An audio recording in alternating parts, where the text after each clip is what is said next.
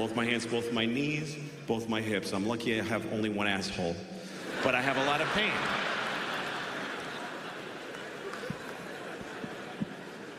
I mean, there's some good things in life when you're older. Some people do extraordinary things. I watched a porn the other day. Okay. Somebody sent it to me. It's true. I mean, some porn is awful. You ever been watching a porn that's a little off the path? And you're like, this is bad that I'm watching this. This is changing me, I can feel it. This is evil. Then you look, it's got 375 million views. I guess we're all watching this one. Either that or I've lost track of how many times I've seen it.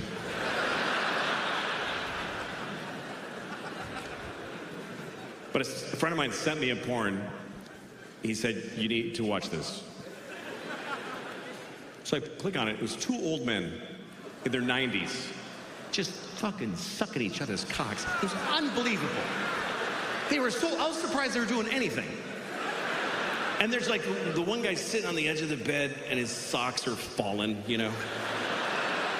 And the other one is just fucking sucking. And then they switch places. I watched long enough to see them switch places.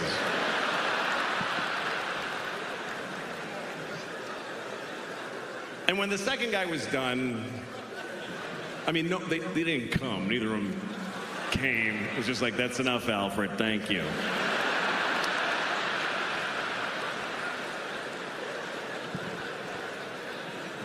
But I called my friend. I said, why'd you show me this?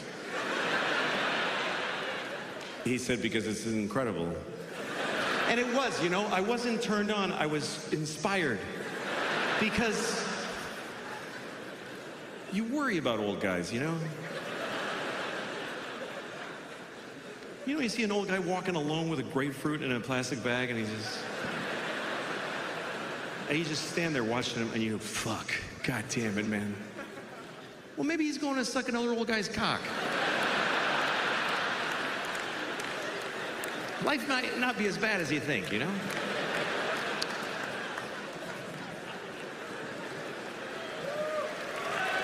Yeah. All right. Fucking water's all the way here.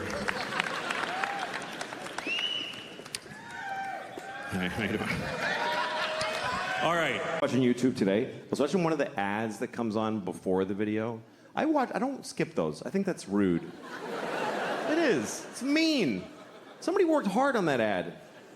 They trained a cheetah to run alongside a Jeep Cherokee. And you're at home like, 3, 2, 1, fuck off. It's fucking mean. What if you made something, dick? Anyway, the ad was a PSA. It was an anti-smoking message. It was a Puerto Rican man with a hole in his throat. He was like, my father smoked. And my mother smoked. I wish I never smoked in my life. Please don't smoke cigarettes. Cigarettes are very, very bad for you. First thought I had was, why does he still have an accent?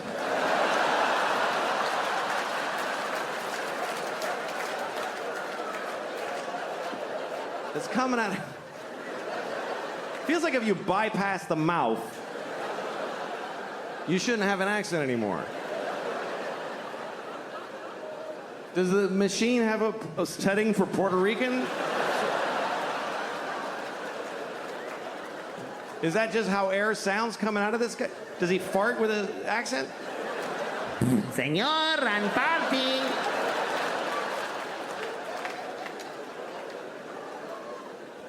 Anyway, after the ad, I watched the video that I was looking for. Person without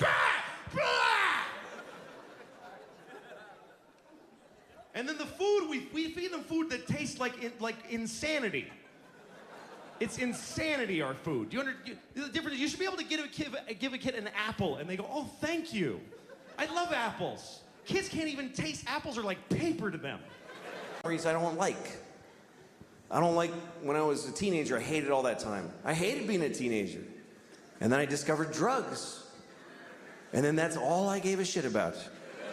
I don't know how I'm gonna tell my kids. How the fuck do you compete with that? How do you take a miserable person with no control over their lives and tell them with a straight face, oh, you can't do drugs. You can't do that, baby. All drugs are a perfect solution to every problem you have right now. How do you beat that? Drugs are so fucking good that they'll ruin your life. I mean, that's how good they are. I can't do drugs now because I'm 44. And I can't hook it up. I can't make that happen. If you're 44 and you want to get a high, you got to hurt your back. That's pretty much the only option you have. Hurt your back, get some Percocet, and then you go, I'm gonna get a babysitter and take 3 at a diner. Like, just sad. I'm a little drowsy. Woo!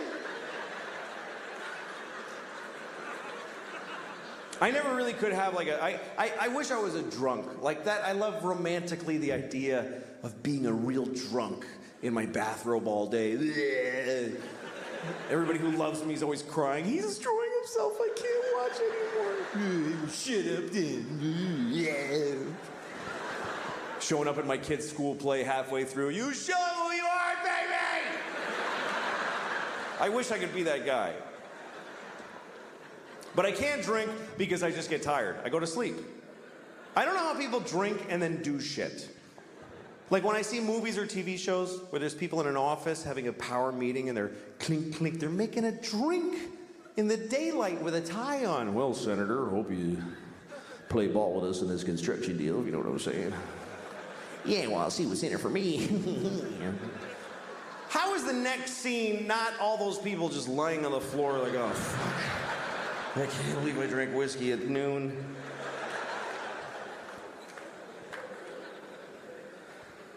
I can't smoke pot, because it's the same thing, I'm too old for it. Sometimes young people come up to me after shows, hey, do you want to smoke some pot? I'm like, can I get my portion to smoke without you alone later? Because I don't want to stand in a parking lot with some 20-year-olds. Last time I got high, I was in Kansas City, and I got high because I was in Kansas City, and it was shitty.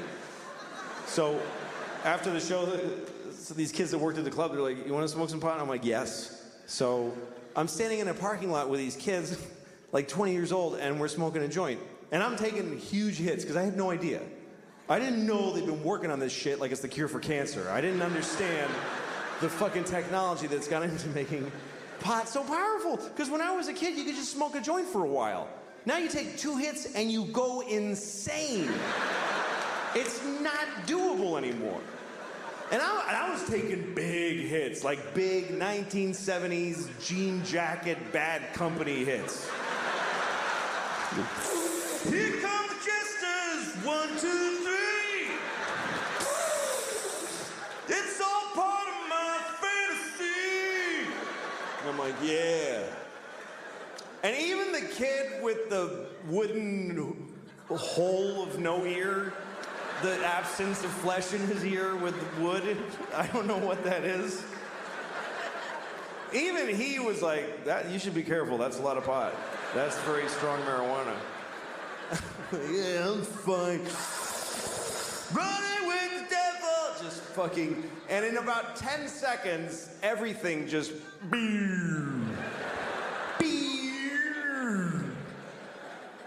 and I'm like, oh shit. This is an ordeal now. I'm not gonna feel okay for a very long time.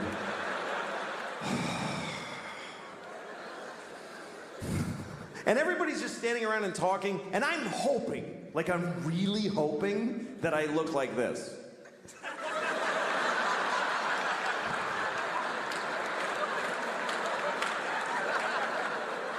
But I'm pretty sure that I was just scanning insanely.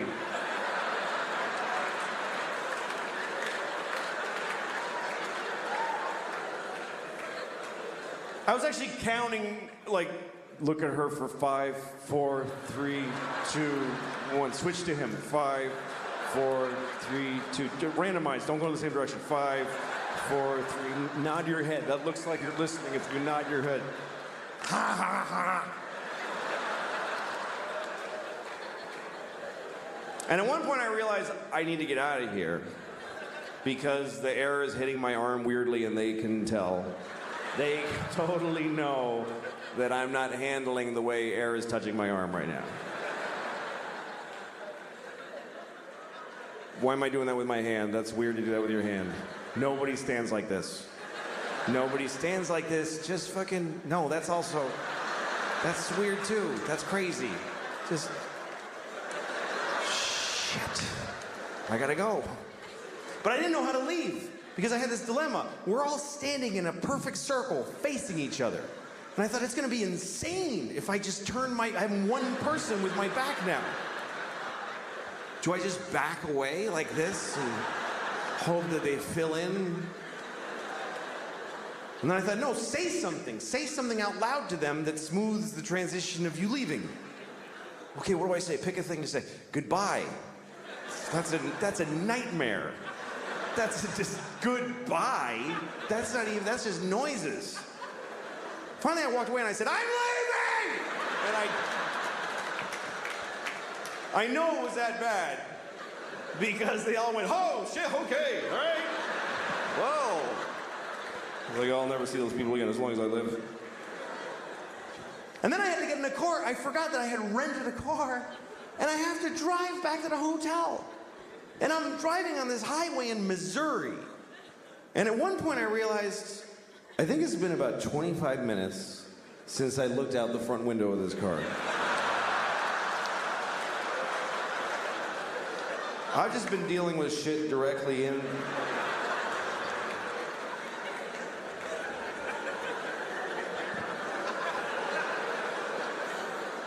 Oh, shit. There's a whole spectrum of responsibility out here. I'm supposed to take part in this.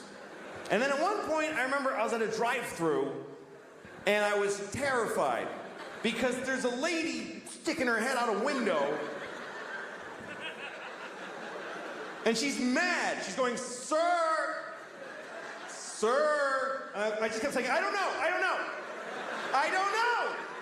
I had the window closed. I had no fucking idea.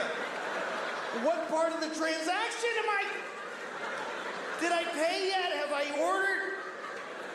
Have I been sitting here for 40 minutes just eating at the window and I ate the paper and everything? Sir! And I just went, I don't want it! And I just fucking bolted.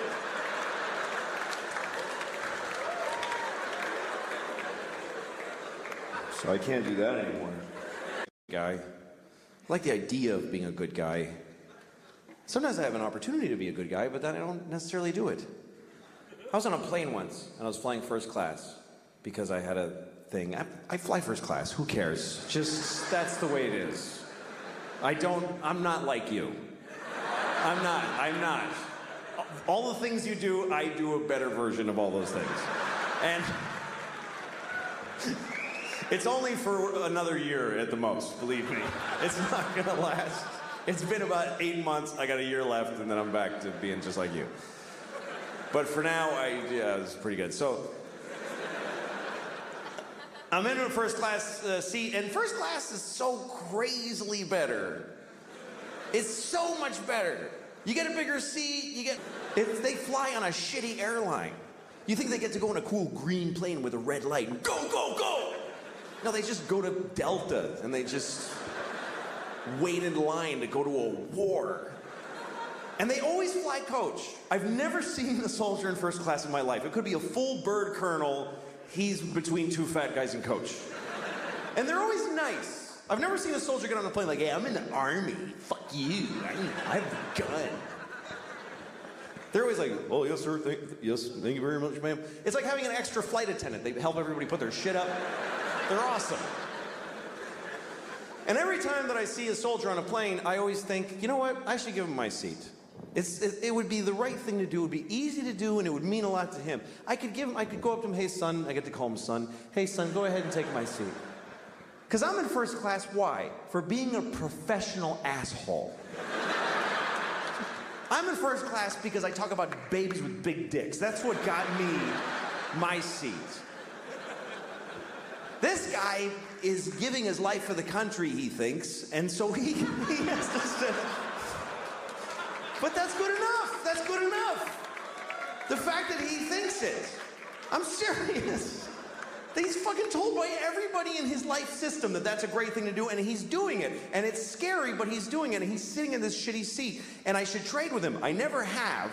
Let me make that clear. I've never done it once. I've had so many opportunities. I never even really seriously came close. And here's the worst part. I still just enjoyed the fantasy for myself to enjoy. I was actually proud of myself for having thought of it. I was proud. Oh, I am such a sweet man. That is so nice of me to think of doing that and then totally never do it. At least you should be good just to the people, just turn a good face to the people that you see in life. I don't do that either. Because when I get in the elevator in my building, that's my first contact with human beings always, after being home and just being disgusting for hours. Then I come out in the elevator, and there's always a guy in my elevator who's nice, and I hate it. I get really upset when people say nice things to me. That's not a good impulse. I get in the elevator, and there's always this one guy who he sticks his face right in the front of his fucking head, and he just floats it out there like a big balloon, you know? Hey, how's it going? I get upset, I get cagey, I get this weird impulse that I want to come on his face. I don't know why that's the thing, but that's what I think about, is that I wish I could just secrete cum without the sexual workup, like, as a defense, you know, like a squid or a skunk. Not sexually, I mean aggressively. Hi. Jesus, man. You just came in my eye. I just want to go downstairs. I don't want to talk. I was on a plane once, like about a month ago, and they had high-speed wireless internet on the plane. And they had never done that before. They explained to us that we were like one of the first aircraft. And I opened up my laptop, and I'm online. I'm looking at YouTube and shit while we're flying. And then it broke down. And the woman says, I'm sorry, but we have to fix the internet, so it's down for the rest of the flight. The guy next to me goes, it's fucking bullshit. Like, dude, how does the world owe you something you didn't even know existed 30 seconds ago? People on planes are the worst. People on planes, they complain. They get off the plane, they come to your house, and they tell you about their whole flight experience. And they make it sound like it was fucking a cattle car in Poland in the 40s. They just make it, that was the worst day of my life. I had to sit on the runway for 40 minutes. That's a story in this country. That's a fucking hardship. That you had to sit on the runway. People will listen to that story. They'll stop doing the dishes and turn around and go, oh my God, really? For 40 minutes? That's awful. You should sue them. I had to sit on the runway for 40 minutes. Oh my God, really? What happened then? Did you fly through the air like a bird? Incredibly? Did you soar into the clouds impossibly? Did you partake in the miracle of human flight? And then land softly on giant tires that you couldn't even conceive how they fucking put air in them?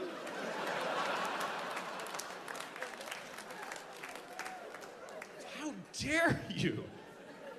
Bitching about flying. I had to pay for my sandwich. You're flying! You're sitting in a chair in the sky. You're like a Greek myth right now. But it doesn't go back very far, and I started squishing my knees.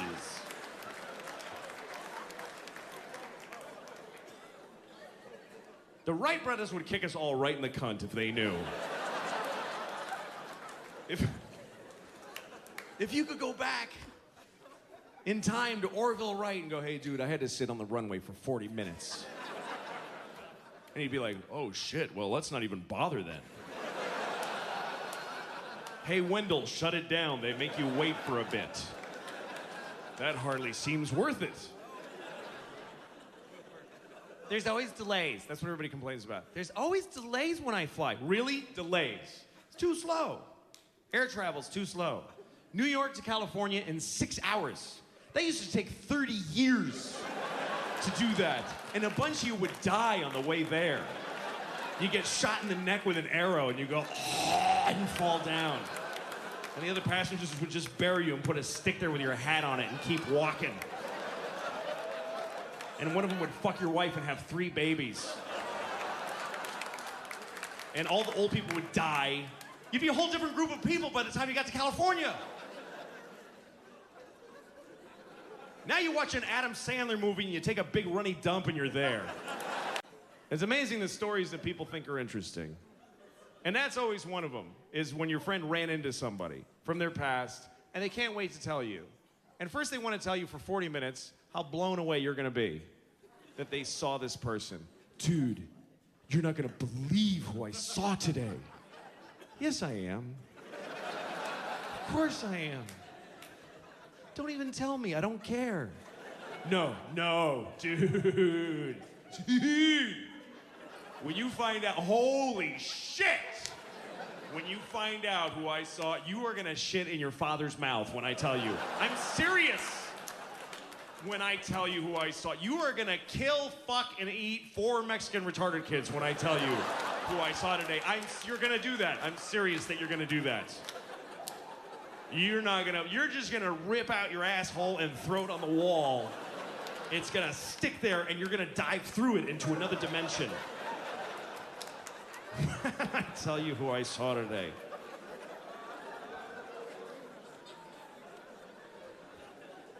I like life. I like it. I feel like even if it ends up being short, I got lucky to have it, because life is an amazing gift when you think about what you get with a basic life. Not even a particularly lucky life or a healthy life. If you have a life, here's your boilerplate deal with life. This is basic cable, what you get when you get life. You get to be on Earth. First of all, oh my God, what a location. This is Earth, and for trillions of miles in every direction, it fucking sucks so bad. It's so shitty that your eyes bolt out of your head because it sucks so bad. You get to be on Earth and look at shit. As long as you're not blind or whatever it is, you get to be here, you get to eat food, you get to put bacon in your mouth. I mean, when you have bacon in your mouth, it doesn't matter who's president or anything. You just,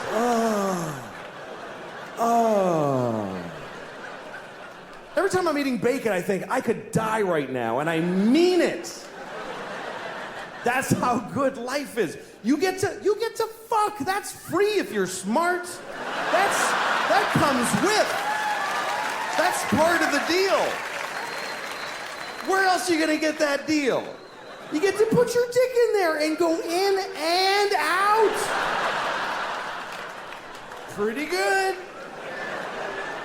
And if you're a woman, you get to just lay back and just have a dick just shoving in and out of you awkwardly. Anytime you want. Anytime you want.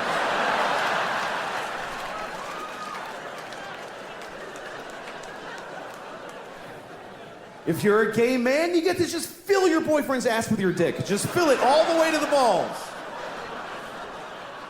And it's nice and warm and tight in there. And he's your buddy.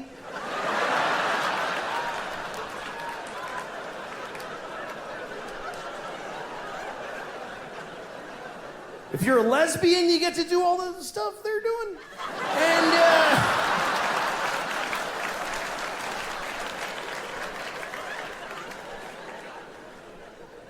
it's a great deal. You get to eat, you get to fuck, you get to read To Kill a Mockingbird. It's a great life. So when I'm not worried about it ending.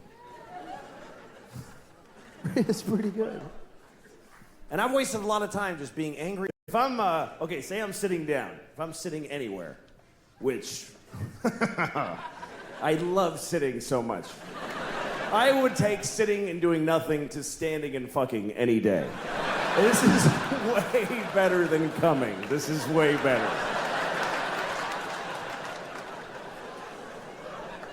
This is what, in my age, if I'm sitting down and somebody tells me I need to get up and go in another room, I need to be told all the information why first. You gotta explain all of that shit to me. What, why do I, what, no, why though? Your car's being towed right now. Well, that's what happens to me then. I accept that. Because getting up is a whole thing. It means first I have to decide, do I really want to be alive anymore? Like, let's start with that. And then I gotta start kind of rocking to get momentum. Like I'm trying to get an old Honda out of a snowbank.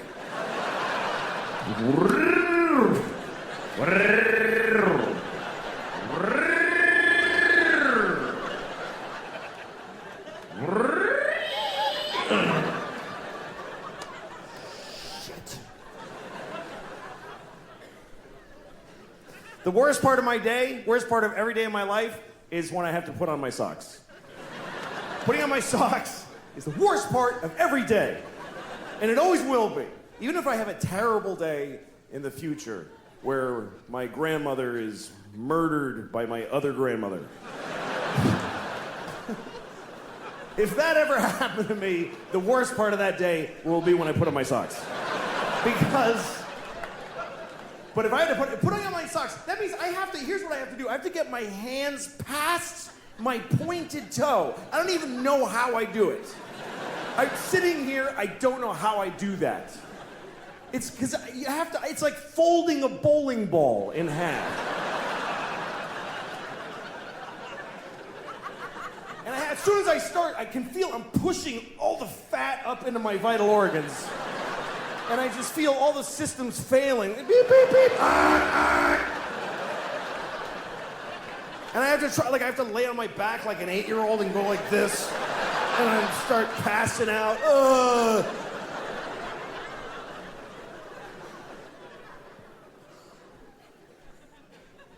And I know other people's lives are hard.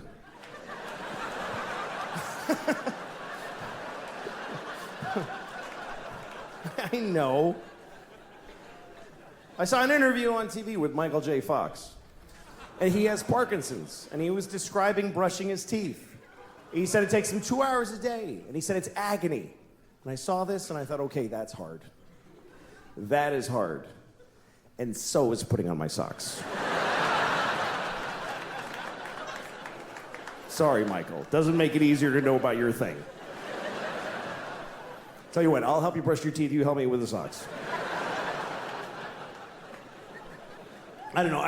I was thinking about, you know what I was thinking about today? I was thinking about Jesus. I was thinking about Jesus. And after I came, I thought that...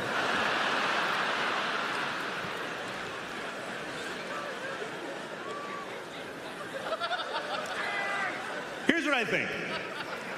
Here's what I think about Jesus, because I was raised Catholic, and my main feeling about Jesus is that I feel sorry for him. I feel sorry for Jesus. I think he had a hard life. The last day was particularly difficult, but he had a hard life, Jesus. He had to wear that underwear, that thong, just that fucking dish rag, just burlap yanked up. Ugh, imagine. Just the rash. Fuck.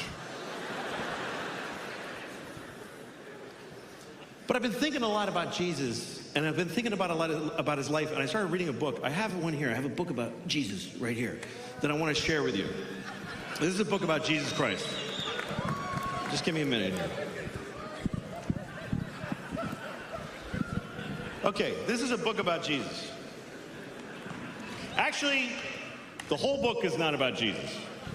Only this much. Only that much is about Jesus. The rest of it is the Jews going like, and then we walked for 50 years in the desert, and we only had a little bit of oil. It was difficult. It's verbose. It's a lot. Look at it. It's just Jews, just fucking, and then Jacob bought a goat, and he had Isaac, who had Ruth, who had Abraham. I mean, and Abraham lived to be 800. Yeah, I bet he did too. The Jews in the early chapters are all like 800, and then God was like, I can't with these fucking Jews for 800 years.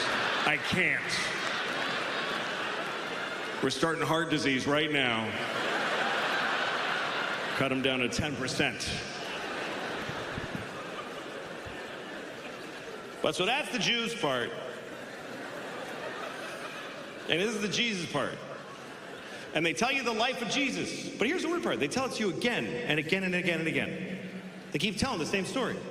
First Matthew tells it, and then Mark is like, dude, that's not what the fuck. Let me tell you what happened. Let me tell you. Hey, Paul, shut up. You weren't even here. And I started reading it because I never read it before, you know, because I was raised Catholic. It's true. Catholic Church, they do not encourage reading. The Jews read their shit in Hebrew. And down south, they fucking read the Bible. That's what they do. But the Catholics, they want you to come in. They want you to come in so they can tell you. They want you to sit down and they tell you. And you're like, could I read the book? No, I got it. Just put the book down. Put it down. I'll tell you what. You don't fucking believe me? Listen, I'll tell you what happened. So I got interested in it because I had a feeling about Jesus as a person. And it's interesting because when you actually read it, it's not as lofty. It's like just regular people. Like here's this story of Jesus turning water into wine, okay? This is John chapter 2, okay? The word of the Lord. Okay, here we go. Okay, here's what it says. Just listen. Just listen to the first part. Okay.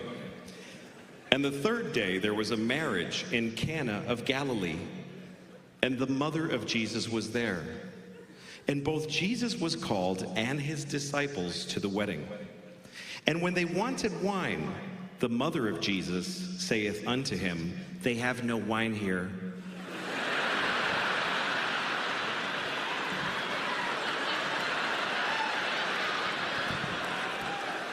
This is just anybody's mom at a wedding. They have no wine, Jesus. And then listen to this. Listen to this. And Jesus saith unto her, woman, what have I to do with thee?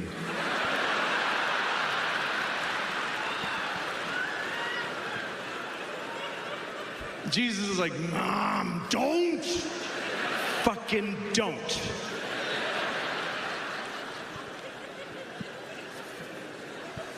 Anyway, I won't read the whole thing out of there, but it's a weird story. Because he's at a wedding, and they don't have any wine, so he goes to the guy who runs the wedding and goes, hey, what's up? And the guy goes, yeah, sorry, man, there's no wine. And Jesus says, look in the water barrel. That's all he says, just look at the water barrel. Like a close-up magician, like flip over the card, maybe it's not the Red Queen. So the guy looks in the water barrel, and he had turned it all into wine, and everyone rejoiced. Except the guy running the wedding was probably like, we did need some water. This is actually a bigger problem. I have a feeling a lot of his miracles were met with mixed, like, thanks, Jesus, that's, fuck. That's a lot of fucking fish, Jesus.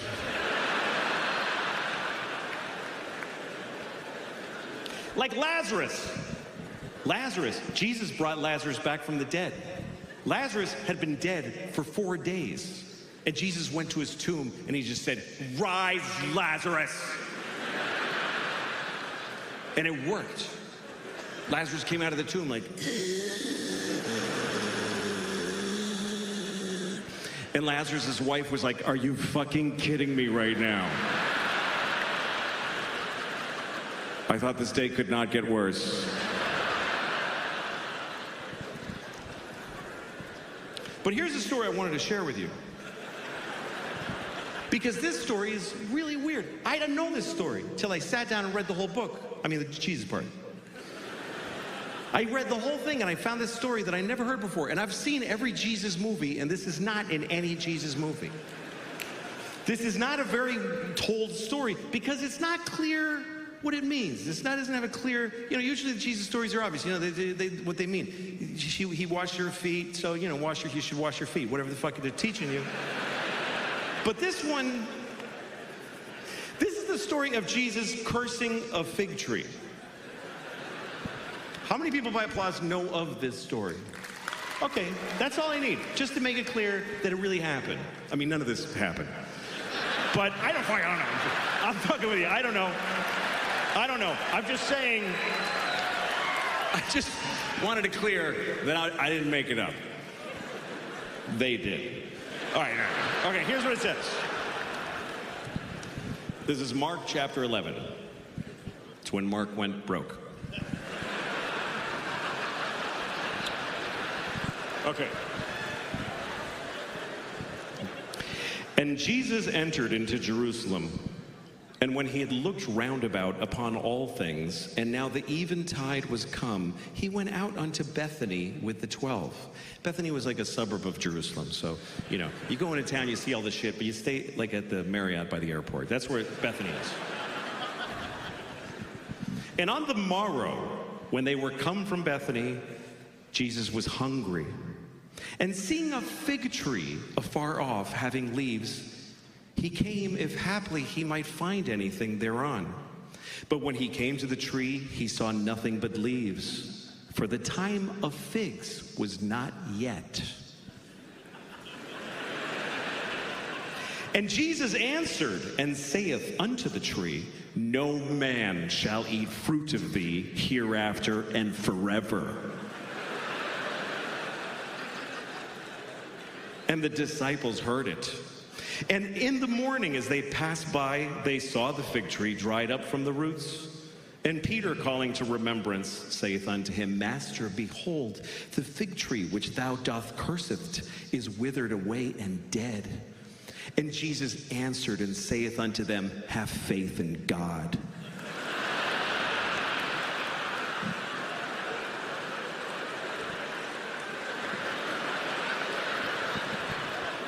What the fuck kind of a Jesus story is that? What the fuck are we supposed to... Hey, Jesus, you kill that tree. That's right, motherfucker.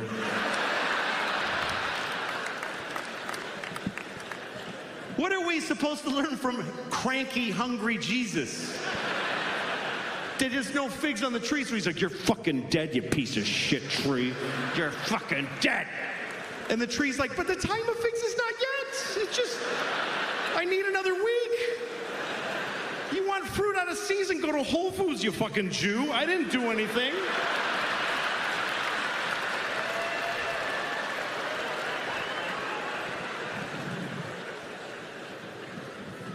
I mean, you can't act like that, man. You can't act like that.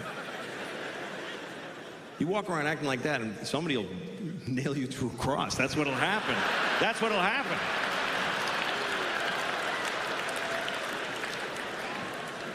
There's a few missteps in the Jesus story, I'm telling you. Like when he went to Jerusalem for the first time, his friends put him on a donkey, and they took him through town, through Jerusalem, and they're like, King of the Jews, y'all. King of the motherfucking Jews. And the Jews did not like that. The Jews were like, Not my president, whatever.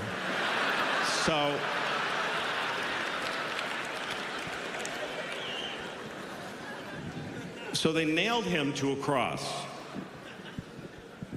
And here's... hello there.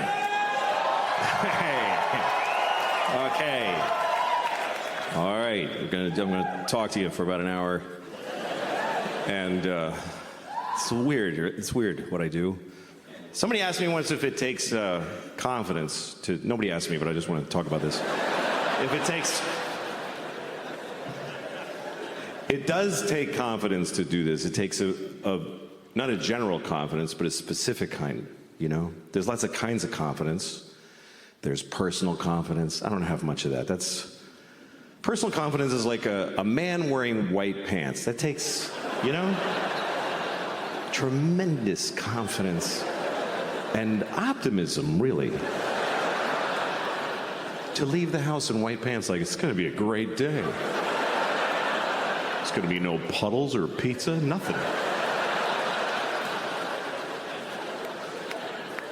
I could never wear white pants because I'll get my period, first of all, I know that. Or diarrhea, more likely. That's really my period. Diarrhea. About once a month, I'm like, oh, fuck, here we go. Better just get home. And don't make any big decisions today. It's true, don't make, if you have diarrhea, don't negotiate. It's a bad bargaining position. If I have diarrhea, you stand between me and the toilet, I'll sell you my house for 10 cents.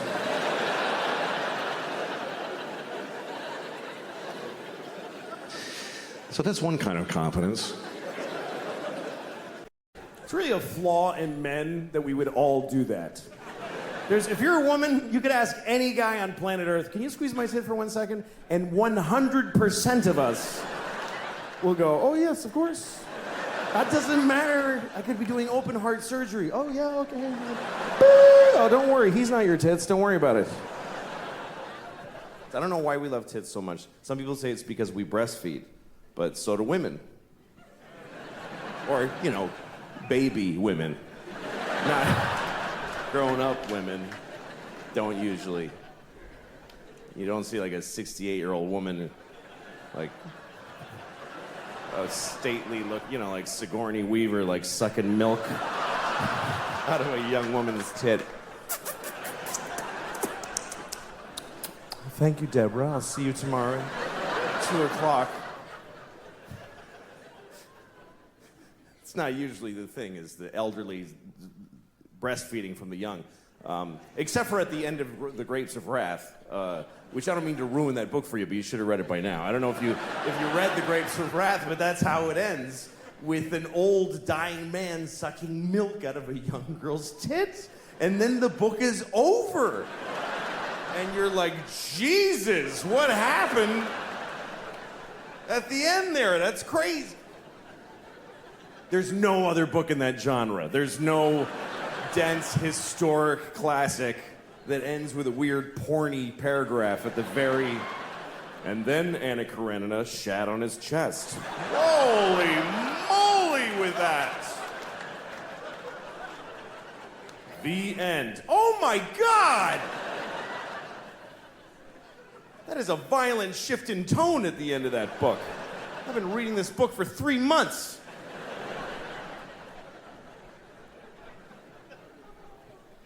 But we do, we love tits. And you always know a tit. You always know a tit. You ever been in a crowded place, like a subway or a sports stadium, and you're smushed in with other people, and your elbow touches a tit behind you, like, that's a tit! I just touched it! I know that was a tit! I know it! Because the sensitivity of the male elbow to tit flesh specifically is unbelievable. Just to tits, because you could drive a tack in there, I'm not gonna feel it. But a tit, through a shirt and a sweater and a jacket, and her jacket, sweater, shirt, and bra, somehow, I said tit, I touched a tit. I touched a tit. I touched one tit. One tit. That's rare to touch one tit. It's like a 4-leaf clover.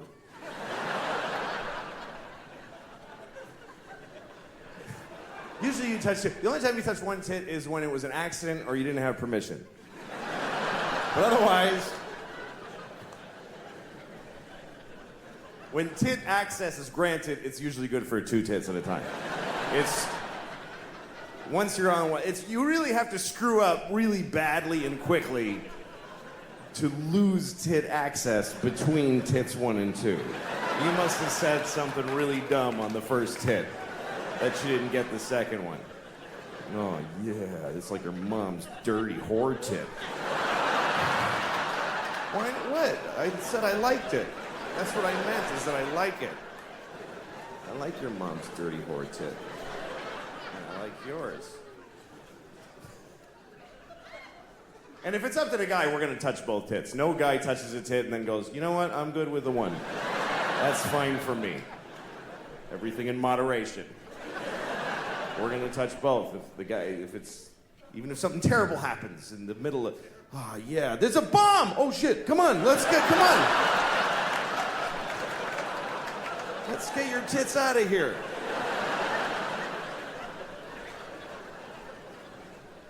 I've seen a few tits. I've seen, I don't know, 48 maybe, I don't know. It's not cool. And murder is like, it's weird because like, when is murder murder? Like if you kill somebody, it's like, hey, he's a murderer. The people go, huh? We got to talk about it. He killed him, but he might not be a murderer. Because if you kill somebody, you know what they based your sentence on? They base it on how you felt when you killed them. That's weirdly important. They say, okay, you shot him in the face, but like, what was up with you, man? Like, what was going on?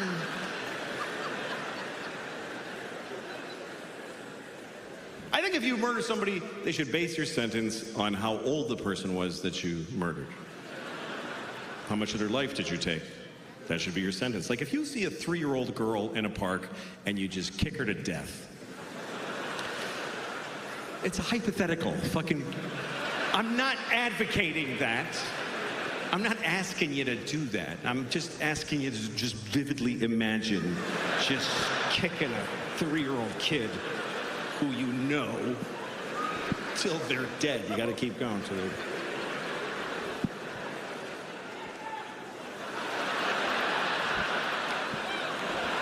All right.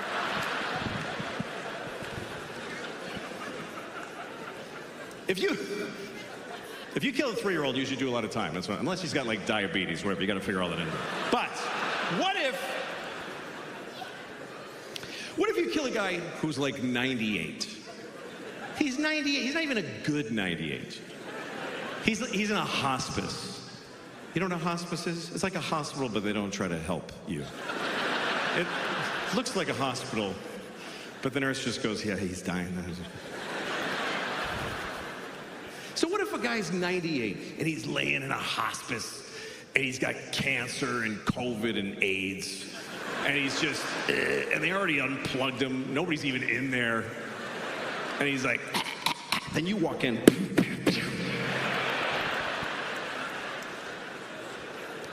You should get like 5 minutes for that. That's what I'm saying. And I was thinking about that today. Because I'm going to see my dad next week. And my dad, let me tell you something. My dad is not in a hospice. He's in a facility being kept alive. Just, come on.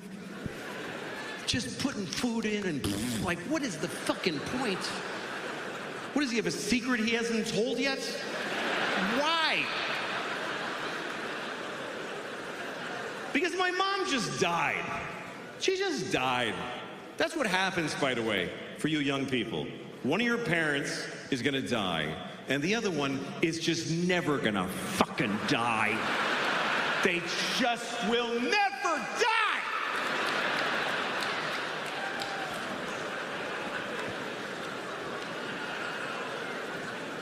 And guess what? It's not the one you wanted. Nope.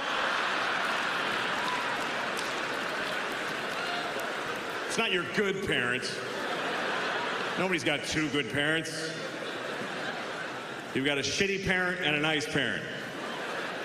And the nice one just dies. Because that's what nice people do. I'll just die, it's okay, don't worry about it.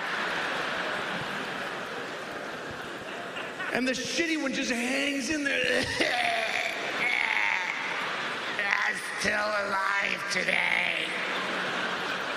help me to the toilet again.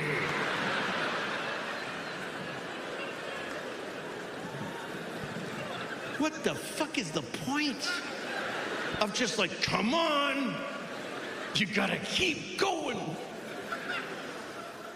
You know, the average American, the last week of your life costs $100,000. It's more than you spend your whole life on health care. $100,000 for just one more week. One more week of just one more week so that last sister can fly in and hold his shitty hand.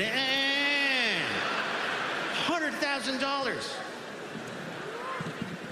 Pull the plug and buy a boat. That's all I'm saying. Because what is the point of you gotta live? You gotta keep living, no matter what. I think you can live too long. I think you can live too long. Some people are 100. Get the fuck out of here. Nobody knows you.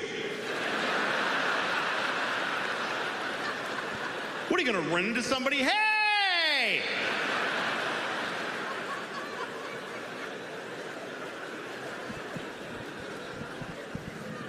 Some people are really fucking old. I was reading about the oldest person in the world. There's always an oldest person in the world, and you read about them sometimes because the other one just died. That's when they tell you about the new oldest person. The last one I read about, he was 114. 100, you know what? He's a teenager after 100. 114, that means he's got a kid who's like 92, who's like, please fucking die. I'm just hanging around so I can have 1 week without you in it.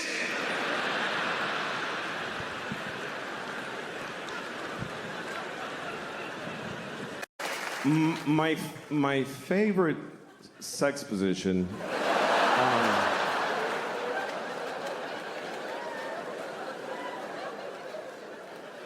My favorite sexual position is reverse cowgirl, but I'm on top.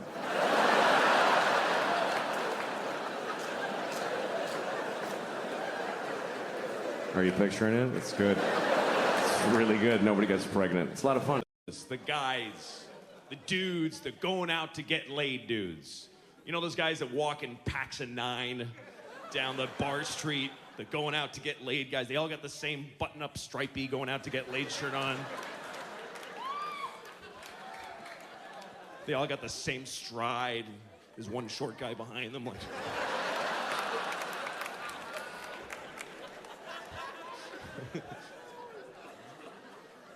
And they're all out to get, like, who's gonna fuck all 9 of you? What is the fantasy here? Are you gonna see 9 women in the same configuration and just all... Are you all gonna walk into a giant vagina somewhere? Yeah, dude!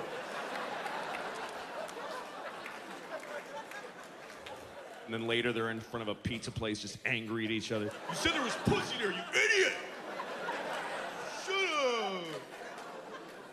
And they beat up a stranger, get the energy out that way. Faggot!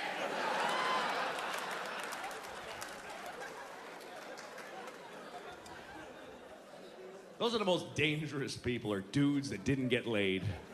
And they're just fucking...